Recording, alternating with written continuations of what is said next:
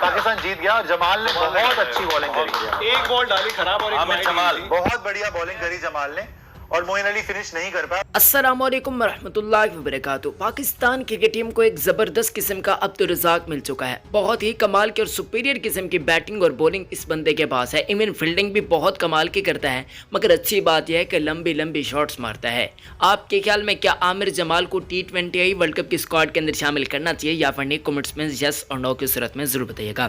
اگر آپ بھی پاکستانی ٹیلنٹ سے محبت رکھتے ہیں تو اس ویڈیو کو لائک کرنا مت بھولیے گا, اور مزید ایسی ویڈیوز دیکھنے کے لیے ہمارے یوٹیوب چینل کو سبسکرائب کرتے ہوئے نوٹیفیکیشن پہ ضرور کلک کیجیے گا. آپ کو بتاتے چلیں, اپنے پہلے ہی میچ کے اندر امپیکٹ فل کارکردگی کا مظاہرہ کرنے والے عامر جمال خبروں کی زینت بن چکے ہیں. عامر جمال پر سوشل میڈیا پر کوہرام مچ چکا ہے. ہر جگہ پر عامر جمال کے حوالے سے ویڈیوز بنائی جا رہی ہے. کوئی ان کی بیٹنگ ٹیکنیک کے حوالے سے کافی زیادہ خوش دکھائی دیا جا رہا ہے, تو کوئی ان کی بولنگ کا دل دادا ہو چکا ہے.